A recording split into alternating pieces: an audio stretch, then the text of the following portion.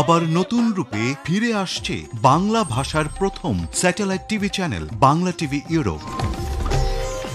এবার আরো আধুনিক ও দ্রুত সেবা দেওয়ার লক্ষ্যে বাংলা টিভি ইউরোপ প্রচারিত হবে অনলাইনে নিজস্ব ওটিটি প্ল্যাটফর্ম ঘুটটিতে। ইউরোপিয়ান রংপুরের মহিপুরে শেখ হাসিনা দ্বিতীয় তিস্তা সংযোগ সড়ক সেতুর দুপাশের ল্যাম্পপোস্টগুলো অকেজো, অনিরাপদ চলাচলে প্রায়ই ঘটছে দুর্ঘটনা। রংপুরে 100 শয্যার পূর্ণাঙ্গ বার্ন ইউনিট স্থাপন প্রকল্পের কাজ শুরু হয়নি 2 বছরেও। আগুনে দগ্ধ সংকটাপন্ন রোগীরা পাচ্ছে না আইসিইউ সুবিধা। এবং রংপুরের বদরগঞ্জে পল্লী বিদ্যুতের তারে জড়িয়ে যুবকের মৃত্যুর ঘটনায় মামলা নেয়নি পুলিশ। মামলা করলে দেখে নেয়ার হুমকি লাইন সংযোগকারীদের। রংপুর অঞ্চলে কমছে না বিষবৃক্ষ তামাকের উৎপাদন ও বিপণন, স্বাস্থ্য ঝুঁকিতে স্থানীয়রা। আবাদ বন্ধে দ্রুত ব্যবস্থা নেওয়ার দাবি। এবং উদ্বোধনের 6 বছরও চালু হয়নি রংপুরের মিঠাপুকুর ইকো পার্কের পূর্ণাঙ্গ কার্যক্রম। অযত্ন অবহেলায় নষ্ট হচ্ছে বিনোদন সামগ্রী, নেই দর্শনার্থী। তবে করোনা পরিস্থিতির কারণে উৎপাদিত ফসল নিয়ে বিপাকে পড়েছেন চাষিরা। আমরা খাবো কি? আমাদেরকে যদি সরকার কোনো সাহায্য না করে আমরা কিভাবে চলবো? বাচ্চা কাচ্চা নিয়ে বাড়ির থেকে তো বের হইতেই পারি না। এই ভাইরাসের কারণে এমন হয়েছে, আমার 3 আড়িও 10 টাকা ধরে না, 3 আড়ি 2 টাকা, 5 টাকা দেবো, 2 টাকা দেবো। কাস্টমার তো নাই, ছাত্রছাত্রীও নাই কারমাইকেল কলেজে। সমস্যা হয়েছে করোনা ভাইরাসের জন্য। শাক তুলতেছি, সারাদিন শাক বেচা হয় না।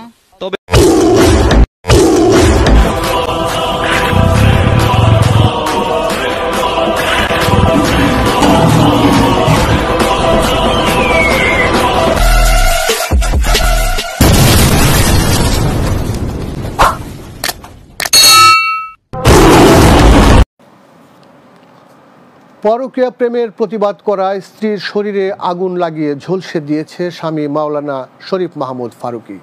মসজিদের ইমাম শরীফ মাহমুদ ফারুকীর গ্রামের বাড়ি গাইবান্ধার মাঠের পাড় এলাকায়। দীর্ঘদিন যাবৎ যৌতুকের জন্য স্ত্রী খুশিকে নির্যাতন করে আসছিল বলে অভিযোগ রয়েছে।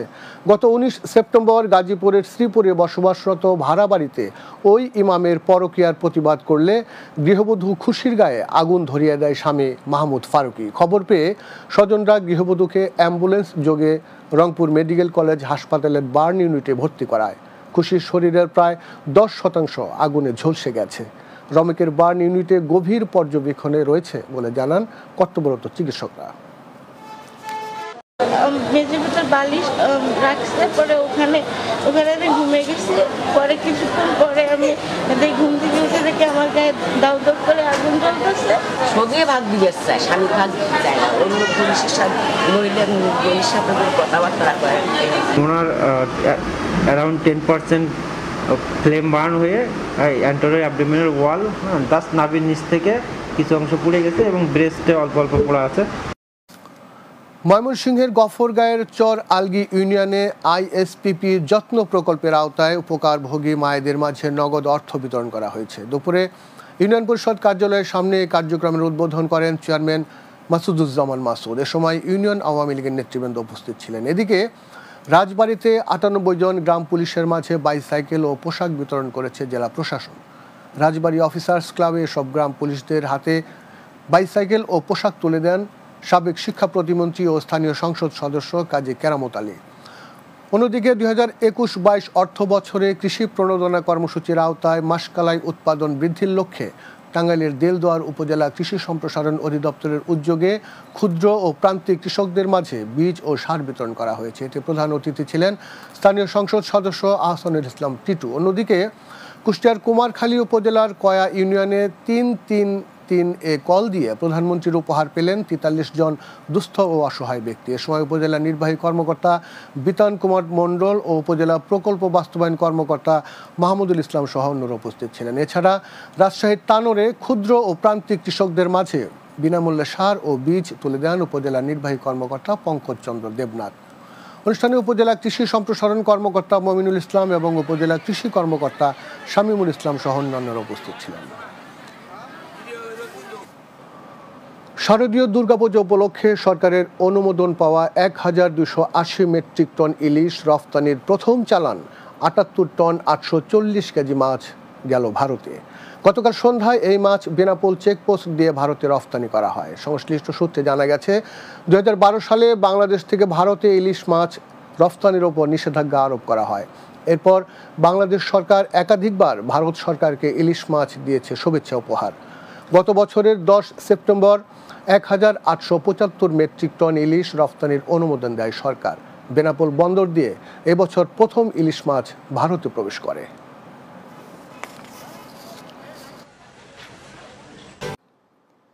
উত্তর জনপদের 2 জেলার নদী ভাঙন কবলিত চরাঞ্চলের মানুষের ভাগ্য বদল ও কৃষি অর্থনীতি বিপ্লবে রংপুরের মহিপুরে শেখ হাসিনা দ্বিতীয় তিস্তা সংযোগ সড়ক সেতুটির দুপাশের ল্যাম্পপোস্টগুলো দীর্ঘদিন যাবৎ অকেজো হয়ে আছে। ফলে অন্ধকারাচ্ছন্ন সড়কে চলাচলকারী ভ্রমণ পিপাসুরা অনেকটাই অনিরাপদ। সংস্কারে নেই কার্যকর কোনো পদক্ষেপ। রংপুর থেকে SM রাফাত হোসেন বাঁধনের প্রতিবেদন, জানাবেন সুরাইয়া সীমা। দিনের আলোয় চলাচল সহজ হলেও সন্ধ্যা নামতেই ঘুটঘুটে অন্ধকার, কখনো কখনো অন্ধকারে ঘটছে দুর্ঘটনাও। সেতুটি সীমান্তবর্তী জেলা লালমনিরহাটের কালীগঞ্জ উপজেলা ও রংপুরের মাঝামাঝি অবস্থানে হওয়ায় মাদক কারবারিদের নিরাপদ স্থানে পরিণত হয়েছে। সেই সঙ্গে প্রশাসনের টহল না থাকায় রাত বাড়ার সঙ্গে সঙ্গে বাড়ছে নানা অপরাধ কর্মকাণ্ড।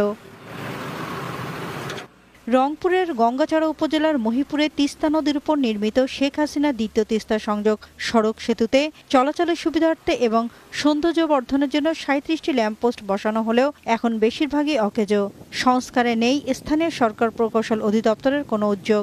এত বড় একটা উন্নয়ন, সেখানে আজকে অন্ধকার, এখানে আলো জ্বলতেছে না।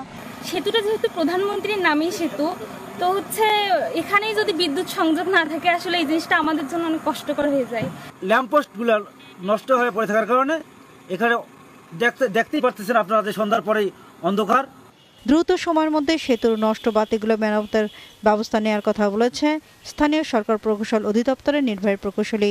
ইউনো সাহেবের সাথে কথা বলছি, ওরা লোকালি ব্যবস্থা নিচ্ছে, কিছু লাইট টানা দেবে। আমি উপজেলা ইঞ্জিনিয়ারকে গতকালকে কথা বলছি, ওরা বলছে দ্রুতই কিছু লাইট এটা আনঅফিসিয়ালি লাগাবে তারা। এখন টেম্পোরারি যেটা কিছুদিনের জন্য, এটা লোকালি হয়তো অত উজ্জ্বল হবে না, তবে উপজেলা পরিষদে করবে, এ ব্যাপারে আমার উপজেলা প্রকৌশলীর সাথে কথা হয়েছে। দ্রুত ল্যাম্পপোস্টগুলোর বাতিগুলোর মেরামত করে সেতুতে পর্যাপ্ত আলোর ব্যবস্থা করার পাশাপাশি সার্বক্ষণিক পুলিশ টহলের দাবি জানিয়েছেন স্থানীয় বাসিন্দা ও পথচারীরা। Desk report, Bangla TV. প্রাপ্তি তার মৌলিক অধিকার বলে উল্লেখ করেছেন প্রধান বিচারপতি ওবায়দুল হাসান। বৃহস্পতিবার সকালে রংপুর জেলা জজ কোর্ট এলাকায় নবনির্মিত ন্যায়কুঞ্জ ভবন উদ্বোধন শেষে কথা বলেন। তিনি আরো বলেন, সারা দেশে জেলা জজ এলাকায় বিচার প্রার্থীদের সুষ্ঠুভাবে বিচার কার্যক্রম পরিচালনার জন্য এবং বিচার প্রার্থীদের অপেক্ষা করার সুবিধার্থে ন্যায়কুঞ্জ তৈরি করা হয়েছে। ন্যায় বিচার মানুষের মৌলিক অধিকার। প্রত্যেকটি মানুষ, প্রত্যেকটি নাগরিক রাষ্ট্রের যাতে ন্যায় বিচার পায়, আমাদের সংবিধান সেটিকে গ্যারান্টি করেছে। জেলা জজের নেতৃত্বে যে সকল বিচারকরা আছেন তারা সকলেই অক্লান্ত পরিশ্রম করে যে বিচারের যে দীর্ঘসূত্রিতা এবং আমাদের যে ব্যাকলগ আছে সেগুলো দূরীভূত করার চেষ্টা করে। পুরে 100 শয্যার পূর্ণাঙ্গ বার্ন ইউনিট স্থাপন প্রকল্পের কাজ শুরু হয়নি 2 বছরেও, অথচ প্রধানমন্ত্রীর অগ্রাধিকার এ প্রকল্পের কাজ 2025 সালের জুনে শেষ হওয়ার কথা ছিল। চলতি সপ্তাহে অগ্নিদগ্ধে চিকিৎসারত 45 জনের মধ্যে মারা গেছেন 2 জন। এছাড়াও রোগী ও স্বজনদের অভিযোগ, আগুনে দগ্ধ সংকটাপন্ন রোগীদের আইসিইউ সুবিধা দিচ্ছে না হাসপাতাল কর্তৃপক্ষ। অন্যদিকে জটিলতার কারণে প্রকল্পের কাজ আটকে থাকলেও সেবা প্রদানে আশ্বাস হাসপাতাল কর্তৃপক্ষের। রংপুর প্রতিনিধি SM রাফাত হোসেন বাঁধনের প্রতিবেদন, জানাবেন সুরাইয়া সীমা। হিমালয়ের কাছাকাছি হওয়ায় উত্তরাঞ্চলে শীতের প্রকোপ অনেকটাই বেশি। শীতের তীব্রতার সঙ্গে পাল্লা দিয়ে বাড়ছে অগ্নিদগ্ধ রোগীর সংখ্যা। চলতি সপ্তাহে রংপুর মেডিকেল কলেজ হাসপাতালে অগ্নিদগ্ধ হয়ে মারা গেছেন 2 জন। উত্তরের 8 জেলার অসচ্ছল মানুষ শীত নিবারণে খড়কুটো জ্বালিয়ে আগুন পোহায়। এতে অনেক সময় অসাবধানতায় আগুন লেগে দগ্ধ হয় মানুষ। এছাড়াও অগ্নিকাণ্ড, সড়ক দুর্ঘটনা, চুলার বিস্ফোরণ, বৈদ্যুতিক শর্ট সার্কিট থেকে অগ্নি দুর্ঘটনায় রোগী ভর্তি হন রমেক হাসপাতালের বার্ন ইউনিটে। 14 শয্যার বার্ন ইউনিটটি সারা বছরই রংপুর বিভাগের 8 জেলার রোগীতে পরিপূর্ণ থাকে।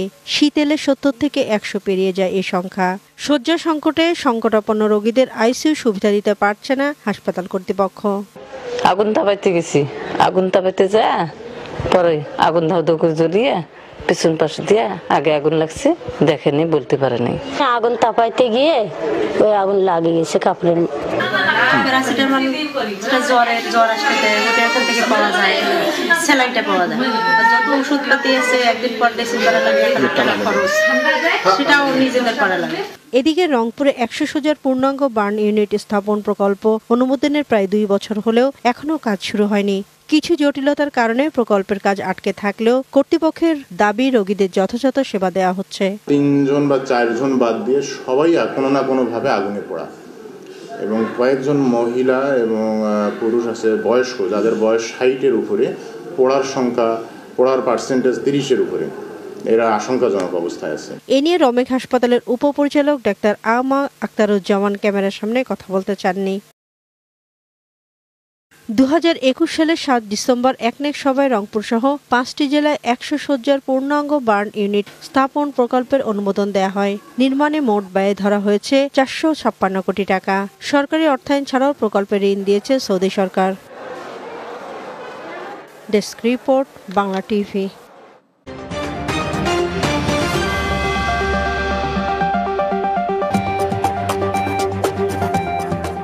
প্রার্থীরা যদি নিজেদের মধ্যে পারস্পরিক সম্পর্ক বজায় রেখে আচরণবিধি মেনে না চলেন, তবে অবাধ ও সুষ্ঠু নির্বাচন সম্ভব নয় বলে জানিয়েছেন প্রধান নির্বাচন কমিশনার কাজী হাবিবুল আওয়াল। দুপুরে রংপুর সার্কিট হাউসে জেলার 36 প্রার্থীর সঙ্গে মতবিনিময় সভা শেষে তিনি একথা বলেন। দ্বাদশ জাতীয় সংসদ নির্বাচন অবাধ, সুষ্ঠু ও গ্রহণযোগ্য করতে প্রার্থীদের বার্তা দেওয়া হয়েছে জানিয়ে সিইসি বলেন, প্রশাসন ভোটে নিরপেক্ষ থেকে নির্বাচন অবাধ ও নিরপেক্ষ করবে বলে স্পষ্ট বলা হয়েছে। তিনি আরো বলেন, প্রার্থীরা কথা দিয়েছেন তারা পারস্পরিক বিশ্বাস ও আস্থা রেখে নির্বাচন প্রক্রিয়াকে সহযোগিতা করবেন। তারা যদি আন্তরিক না হন, তারা যদি সচেতন না হন, তারা যদি তাদের মধ্যে পারস্পরিক আস্থা সংরক্ষণ করে সঠিক আচরণ না করেন, তাহলে অবাধ, সুষ্ঠু, নিরপেক্ষ নির্বাচন হওয়াটা দূর হয়ে পড়বে। আমরা এই বার্তাটা আমাদের পক্ষ থেকে সম্মানিত প্রার্থীদেরকে স্পষ্ট করে জানিয়ে দিয়েছি। অন্য প্রসঙ্গ, এবার ভোটের হাওয়া।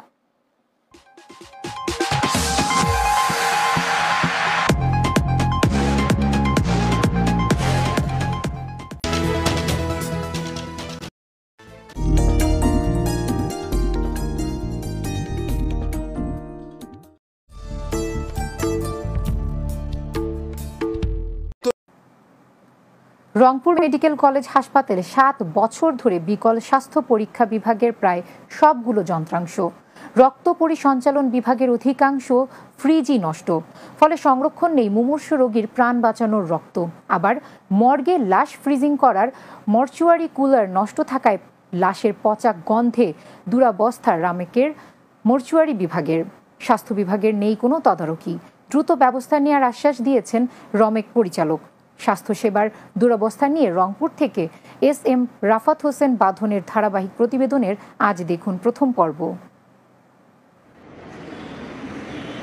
ঠাকুরগাঁও, পঞ্চগড়, দিনাজপুর, গাইবান্ধা সহ উত্তরের 8 জেলার মুমূর্ষু রোগীদের উন্নত চিকিৎসার একমাত্র ভরসার স্থল রংপুর মেডিকেল কলেজ ও হাসপাতাল। এই হাসপাতালে প্রায় 7 বছর বিকল হয়ে পড়ে আছে বিভিন্ন বিভাগের যন্ত্রপাতি। অন্যদিকে মর্চুয়ারি কুলার নষ্ট থাকায় মর্গে মজুতকৃত লাশ পচে দুর্গন্ধে দুর্বিষহ হয়ে উঠেছে রমেকের মর্চুয়ারি বিভাগ। আর হাসপাতালের চিকিৎসা সেবায় অনিয়ম, অবহেলায় চরম ভোগান্তি রয়েছে সেবা নিতে আসা রোগী ও স্বজনরা। অসংখ্য রোগী আসতেছে, যে রোগীগুলা এরা কভারেজ করতে পারতেছে না। সেবার জন্য এই প্রতিষ্ঠান খুলছে, তো সেখানে সেবার বললে আমরা দেখতে পাচ্ছি যে আরো ভোগান্তি। বেডের সার্ভিস চিকিৎসা বলতে কোনো পরিবেশ নেই। নার্স আসে হয়তো 8 ঘন্টা বা 6 ঘন্টা পর পর একটা করে নার্স আসে। ফ্যান নাই, একটা রোগী বর্তমানে ছটপটে মরা। স্যার কি বলবো ভাই, কভার মতো আর কিছু নেই। তবে এ বিষয়ে blood transfusion medicine technology incharge Obaida Khatun Bangla টিভির ক্যামেরা দেখেই দ্রুত অফিসে তালা লাগিয়ে পালিয়ে যায়। তবে দ্রুত সব সমস্যার সমাধানের কথা বলছেন রমেক পরিচালক। ব্লাড ব্যাংকের যে ফ্রিজের সমস্যা, এইটা আমি নিজেই ঠিক করে দেবো। সমস্যা যেটা আমার কাছে বলছে এটা আমি নিজেই ঠিক করে দেবো। আর বিভিন্ন পরীক্ষা নিরীক্ষার যে বিষয়গুলো আপনারা বলছেন আর কি, পরীক্ষা নিরীক্ষার ব্যাপারে আমরা যেগুলো অকেজ যন্ত্রপাতি এগুলো রিপেয়ার করার ব্যাপারে পদক্ষেপ নিয়েছি। উত্তরাঞ্চলের মানুষের স্বাস্থ্যসেবা নিশ্চিত করতে সংশ্লিষ্ট কর্তৃপক্ষের দ্রুত কার্যকর পদক্ষেপ চেয়েছেন ভুক্তভোগী জনগণ। Desk report, Bangla TV. স্বাধীনতার 50 বছরেও রাজশাহীর শহীদ মুক্তিযোদ্ধা জলিল শাহর স্ত্রী আনোয়ারা বেগমের দিন কাটে অন্যের দয়ায়, থাকেন বস্তির ঝুপড়ি ঘরে। দেশ স্বাধীনের পর বঙ্গবন্ধুর দেয়া কৃতজ্ঞতা পত্র আর 2000 টাকা ছাড়া বিজয়ের এত বছরেও মেলেনি সরকারি বেসরকারি কোনো সহায়তা। এদিকে রংপুরের 2 পরিবার স্বীকৃতি না পেয়ে ঘুরছেন তারে তারে। জেলা মুক্তিযোদ্ধা কমান্ডার বলছেন পরিবারগুলোকে সহযোগিতা করা হবে। রাজশাহী থেকে সহকর্মী বিজয় ঘোষ ও রংপুর থেকে রাফাত হোসেন বাঁধনের প্রতিবেদন, জানাবেন সুরাইয়া সীমা। 1971 সালে দেশকে মুক্ত করার লক্ষ্যে অবস্থান নেয় পাক হানাদার বাহিনীর বুলেট কেড়ে নেয় রাজশাহীর জলিল শাহর প্রাণ। সে সময় পাক হানাদারদের হাত থেকে বাঁচাতে স্ত্রীকে রেখে এসেছিলেন দুর্গাপুরের এক আত্মীয়ের বাড়িতে। শেষ দেখায় বলেছিলেন দেশকে বাঁচাতে যাচ্ছি, হয়তো আর দেখা হবে না। সেদিনে সেই কথাগুলোই আজও স্মৃতির পাতায় ভেসে ওঠে।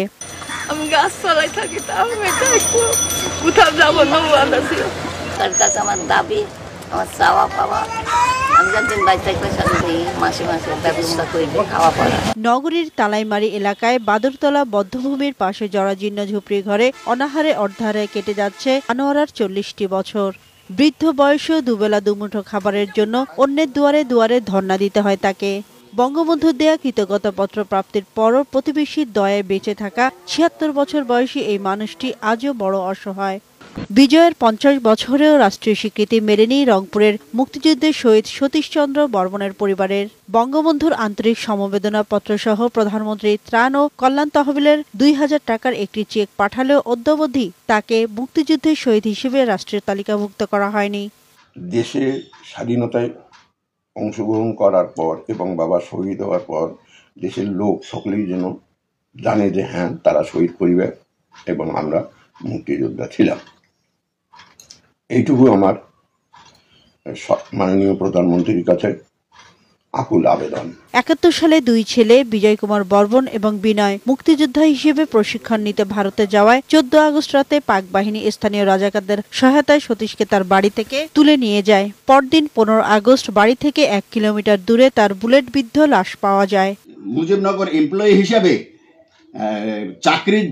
চাকরি পাওয়ার জন্য সংশ্লিষ্ট মন্ত্রণালয় এস্টাবলিশমেন্ট সেকশন ঢাকায়, সেখানে আমি আবেদন করি।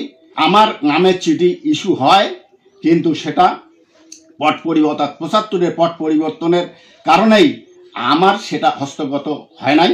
অন্যদিকে মিঠাপুর উপজেলার পুলিনচন্দ্র বর্মন স্বাধীনতা যুদ্ধে মৃত্যুবরণ করেন। শহীদ মুক্তিযোদ্ধা হিসেবে লাল মুক্তিবার্তায় নাম রয়েছে তার। 2005 সালের মুক্তিযোদ্ধা বিষয়ক মন্ত্রণালয় প্রকাশিত গেজেটেও ছিল তার নাম। সম্প্রতি 2021 সালে উপজেলা প্রশাসনের মুক্তিযোদ্ধা চূড়ান্ত তালিকায় নাম থাকলেও এখনো পায়নি শহীদ মুক্তিযোদ্ধার সনদ, মেলেনি মুক্তিযোদ্ধার মর্যাদা, পাননি কোনো সহায়তা। আমরা সরকারের অনুদান কোনো কিছু 50 বছর যাবতীয় আমরা কিছুই পাইনি। পুলিনচন্দ্রকে আমরা মুক্তিযোদ্ধা হিসেবে আমরা স্বীকৃতি চাই। পরিবারগুলোকে সহযোগিতার কথা জানান জেলা মুক্তিযোদ্ধা কমান্ডার। আর সুশীল সমাজ বলছে বিজয়ের 50 বছরও শতভাগ মুক্তিযোদ্ধা ও শহীদ পরিবারগুলোর স্বীকৃতি না পাওয়া জাতির জন্য লজ্জাজনক। আমাদের মুক্তিযুদ্ধ অফিসে আসলে, রংপুর মুক্তিযুদ্ধ অফিসে আসলে তাদের কাগজপত্র যাচাই বাছাই করে তাদের যে পরামর্শ দেওয়া দরকার সঠিক পরামর্শ আমরা দেব। যারা নিজের শরীরে রক্ত দিয়ে আজকের আমাদের লাল সবুজের পতাকা এনে দিয়েছে, তাদেরকে যথাযথ সম্মান দেওয়া হোক, যোগ্য সম্মান দেওয়া হোক। অচিরেই সঠিক যাচাই বাছাইয়ের মাধ্যমে বাদ পড়া শহীদ ও মুক্তিযোদ্ধাদের স্বীকৃতি মিলবে, এমন প্রত্যাশা রংপুরবাসীর। Desk report, Bangla TV.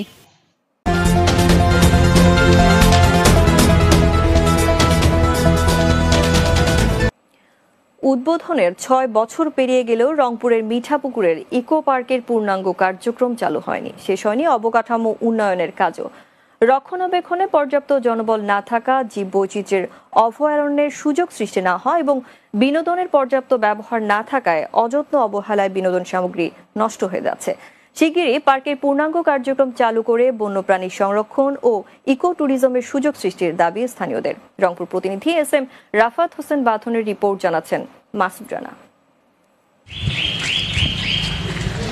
রংপুরের মিঠাপুকুর উপজেলার শালটি গোপালপুর গ্রামে 226 একর প্রাকৃতিক বনাঞ্চলের জায়গা জুড়ে 2013 সালে মিঠাপুকুর ইকো পার্কে আনুষ্ঠানিক উদ্বোধন করা হয়। পার্কটির আংশিক নির্মাণ কাজ বাকি রেখেই দর্শনার্থীদের জন্য উন্মুক্ত করে দেয় বন বিভাগ। ইকো পার্কটি উন্মুক্ত করার পর থেকে উপচে পড়া ভিড় জমে দর্শনার্থীদের। পার্কটিতে বিভিন্ন প্রজাতির কয়েক হাজার বৃক্ষ, বনাঞ্চলে চেনা অচেনা পাখি ও বন্যপ্রাণী দেখে মুগ্ধ হন দর্শনার্থীরা। বৃহত্তর মিঠাপুকুর, প্রচুর লোকজন, বিনোদনের কোনো জায়গা নেই। এই যে ইকো পার্কটা চারপাশে অনেক কাজ হয়েছেই। 2014 সালে ইকো পার্কটি নির্মাণ কাজ শুরু করলেও আবারও তা হঠাৎ করে বন্ধ হয়ে যায়। ফলে অযত্ন অবহেলায় নষ্ট হয়ে যাচ্ছে বিনোদন সামগ্রী। আমাদের এই যে ইকো পার্কটা যদি চালু হয়, এলাকাবাসী কর্মস্থান হবে, আমাদের এলাকার অনেক ধরনের উন্নয়ন হবে। চাহিদা অনুযায়ী ইকো পার্কে উন্নয়ন করা গেলে বিপুল রাজস্ব আয়ের পাশাপাশি এটি রংপুরের সবচেয়ে আকর্ষণীয় ও দর্শনীয় স্থান হবে মনে করছেন স্থানীয় জনপ্রতিনিধিরা। তাহলে আমাদের এই এলাকার জীবনযাত্রার মান পরিবর্তন হবে, উন্নয়ন হবে। যারা বেকার ছেলেপেলে আছে তাদের আর্থিক অবস্থানের পরিবর্তন করতে পারবে। শীঘ্রই পূর্ণাঙ্গ ইকো পার্কে কাজ সম্পন্ন করা হবে বলে জানালেন রংপুর। এবং রংপুরের বদরগঞ্জে পল্লী বিদ্যুতের তারে জড়িয়ে যুবকের মৃত্যুর ঘটনায় মামলা নেয়নি পুলিশ। মামলা করলে দেখে নেয়ার হুমকি লাইন সংযোগকারীদের। রংপুরের বদরগঞ্জে পল্লী বিদ্যুতের অবৈধ সেচ পাম্পের তারে জড়িয়ে জিকরুল ইসলাম নামে এক যুবকের মৃত্যুর ঘটনায় মামলা নেয়নি পুলিশ। আর বিদ্যুৎ কর্তৃপক্ষ নেয়নি কোনো ব্যবস্থা। ডিআইজি অফিস থেকে বিষয়টি তদন্ত করেও কোনো সুরাহা মিলছে না। উপরন্তু নিহতের পরিবারকেই মামলা না করার হুমকি দিচ্ছে অবৈধ বিদ্যুৎ লাইন সংযোগকারীরা। রংপুর প্রতিনিধি SM রাফাত হোসেন বাঁধনের প্রতিবেদন জানাচ্ছেন আরমান কাইসার। রংপুর জেলার বদরগঞ্জ উপজেলার দামোদরপুরে মুজিবুর রহমানের নিজ বাড়ি থেকে পল্লী বিদ্যুতের খুঁটিতে অবৈধভাবে হুক লাগিয়ে কৃষি জমির আইল দিয়ে দীর্ঘদিন থেকে সেচ কাজ পরিচালনা করছিলেন। এছাড়াও প্রতিবেশীদের সাথেও ছিল জমি সংক্রান্ত দ্বন্দ্ব।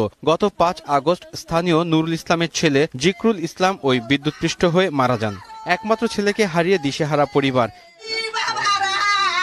এরই মধ্যে পুলিশি সহযোগিতায় স্থানীয় চেয়ারম্যান আজিজুল ইসলামের যোগসাজশে অবৈধ সংযোগকারী ও তার ছেলে অভিনব কায়দায় নুরুল হকের কাছ থেকে সাদা কাগজে স্বাক্ষর নিয়ে ময়নাতদন্ত ছাড়াই লাশ দাফন করেন। প্রায় 19টা জয়েন ছিল, যে পরিকল্পনা করছিল যে কোন জয়েনে পা পড়বে না আমার ভাইয়ের। তো যে কোনো এক জয়েনে পা পড়ছে, আমার ভাই ওখানে আটকে গেছে, ওখানেই মারা গেছে।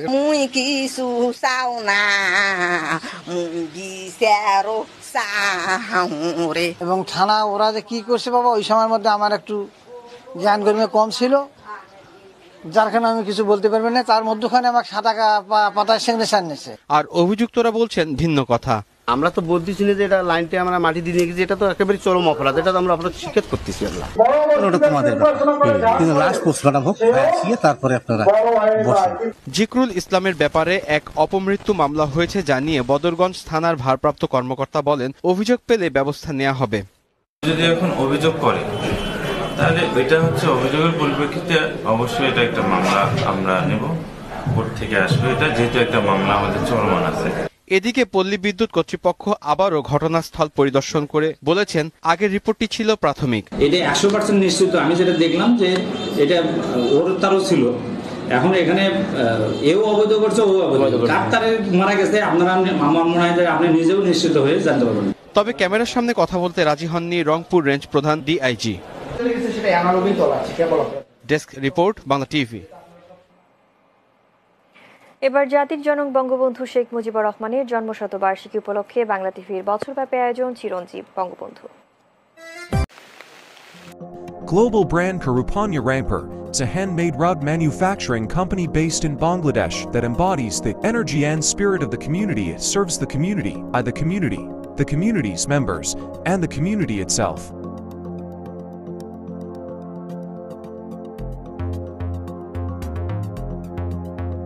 While we don't pretend to be the best on the market, we certainly are a terrific example of what we can accomplish with the few resources we now have. We think this is where we belong. Karupana is what we live in, or rather, what we believe in.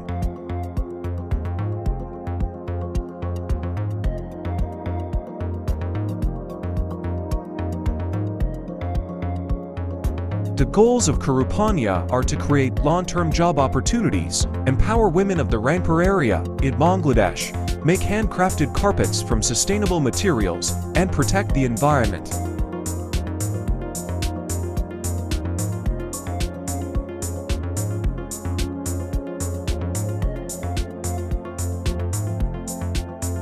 Kurupanya mission is to build a socio-environmental living while meeting quality standards and cutting expenses. Raising the level of life for our employees is key to our success.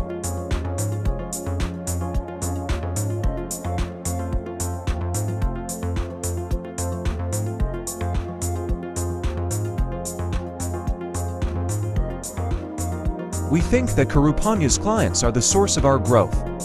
Kurupanya's straightforward business strategy is to anticipate and meet their needs.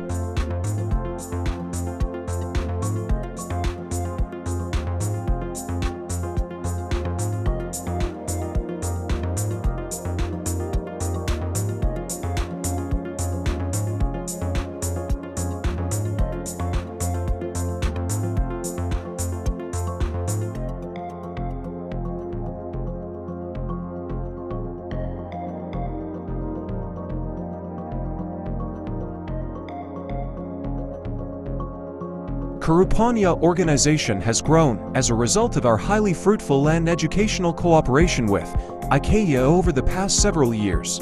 Their vision and principles have inspired us.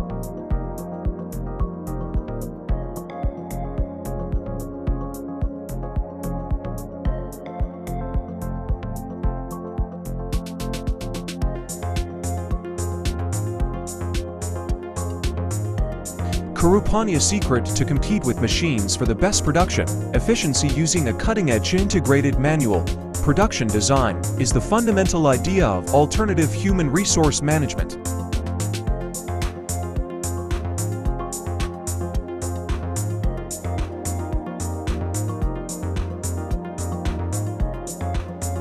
We have several advantages since our whole staff is made up of women, and we also vow to improve the lives of the women who reside in the poorest part of Rangpur, Bangladesh. Kurupanya main priorities also include sustainability, less profit, and the production of competitive and creative products. Thanks for watching. Bell notification, subscribe.